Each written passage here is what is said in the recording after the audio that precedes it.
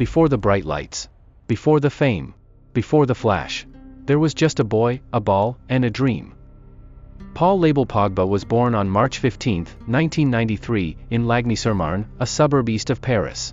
The youngest of three brothers, all footballers, he was raised by Guinean parents who had left West Africa in pursuit of a better life in France. His mother was the rock. His father, a former footballer himself, planted the seed of passion. Football wasn't just a pastime in the Pogba household, it was legacy. By the time he was 13, Pogba was already drawing attention from scouts across Europe.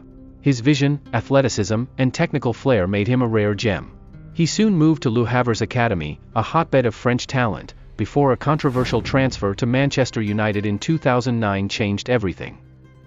At Manchester United, he found himself among giants, but not yet trusted.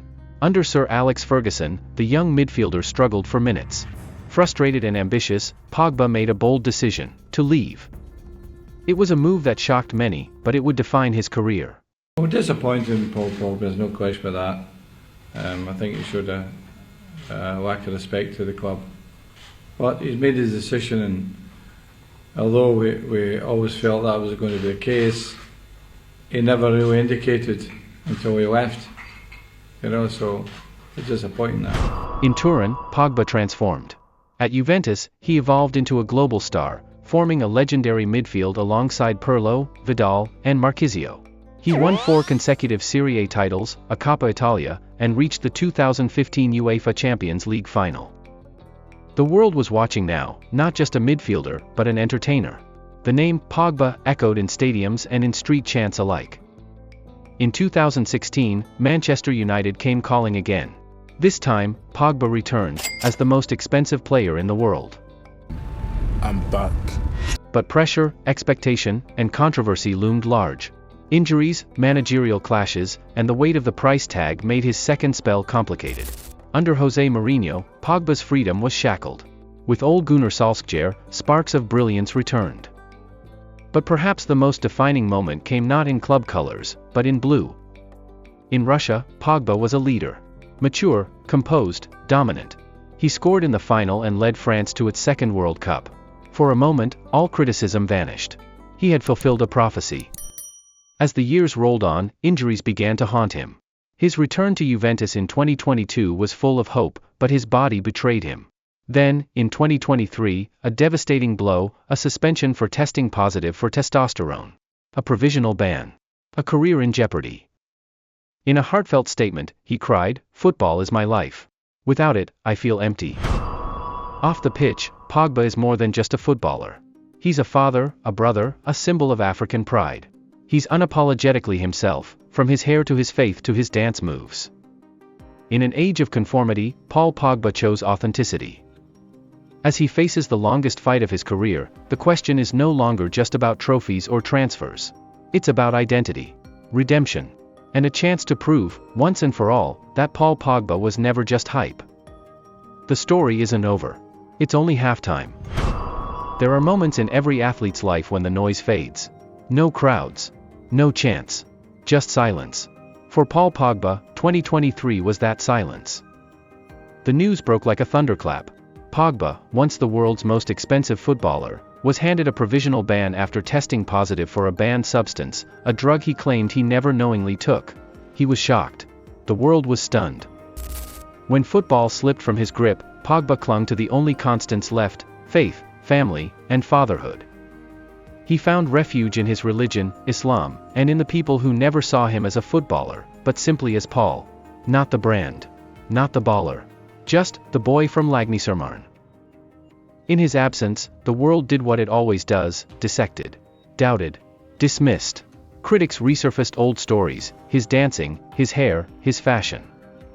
But behind the headlines was a deeper question: why is brilliance often mistaken for arrogance? Why is creativity policed when it wears confidence on its sleeve?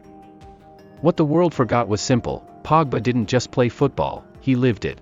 He lifted others through it. No, for sure, we know Paul, he would never take that. If he did, it was not, he didn't know. I wasn't on purpose. And this is totally the truth. And I'm an honest person.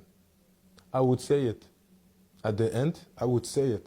Yes, I did because I felt like I need it, but that's not the case, and this is not me. I am not a cheater. I'm someone that loves my sport. I love the game, and I would never, ever, I don't like to cheat. I like to win fairly, and people know that, and you see it. I mean, you see me, I'm a bad loser, but I'm not a cheater. In the most shocking twist, Pogba's own brother, Matthias, turned on him publicly. Accusations flew. Family ties frayed. The media devoured it. For Pogba, this wasn't just betrayal. It was heartbreak. The strongest shoulders sometimes bear the heaviest crosses. The only people can hurt you is the people that they are close to you. That's it. The enemies, you know where they are. And they will not you know that they're, but the people that they close, the friends, family, that you think they will always, they're happy for you. They're the one that they can, destroy you. While the ban looms and his prime years dwindle, Pogba hasn't given up. In silence, he trains. In pain, he persists. In exile, he evolves. For every minute lost, he's banking strength. For every doubt spoken, he's plotting a response. Whether the world allows it or not, Paul Pogba is preparing for a final act. When the ball stops rolling, and the noise finally dies, legacy won't be written in transfer fees or trophy counts. It will be remembered in moments. In joy. In flair. In freedom. Because Pogba played the game like a song. With rhythm. With expression. With soul. He may never return the same. Or at all. But if this is the twilight of Pogba's story, let it be known, he never played it safe. He never played for silence. He played for the love of the game. And that will echo forever. Some stories begin with applause. Some begin in silence. Paul Pogba's new chapter? It begins with a whisper. A quiet move to Monaco. In 2025, after months of speculation, legal battles, and soul-searching, Pogba made the boldest decision of his career, to start over in the smallest, yet most prestigious, corner of European football. Some asked why. Why Monaco? Why not a bigger league? A richer club? The truth is, Monaco is no ordinary place. It's where raw talent becomes gold. Where the noise of the world quiets down. Where football is reimagined with focus and flair. Gone is the flamboyance, for now. Gone are the cameras, the controversies, the club politics. What remains is the raw, stripped-down Paul Pogba, the fighter. The teacher. The man with something to prove. He trains harder now. Talks less. Laughs with young players, but always with eyes that have seen too much, and still see more ahead. The world held its breath when he stepped onto the Stade Louis II grass. Could he still move like before? Still thread passes through steel? Still lead with charisma and courage? He didn't score. He didn't dance. But he fought. Every tackle, every pass, every sprint was a message, I'm not done. At Monaco, Paul Pogba has found what money can't buy: peace, purpose, perspective.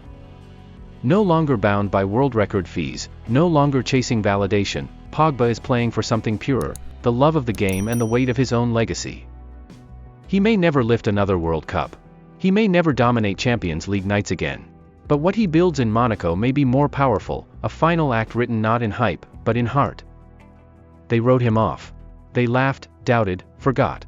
But Paul Pogba, the boy from Lagny, the World Cup winner, the misunderstood genius, never played to please them.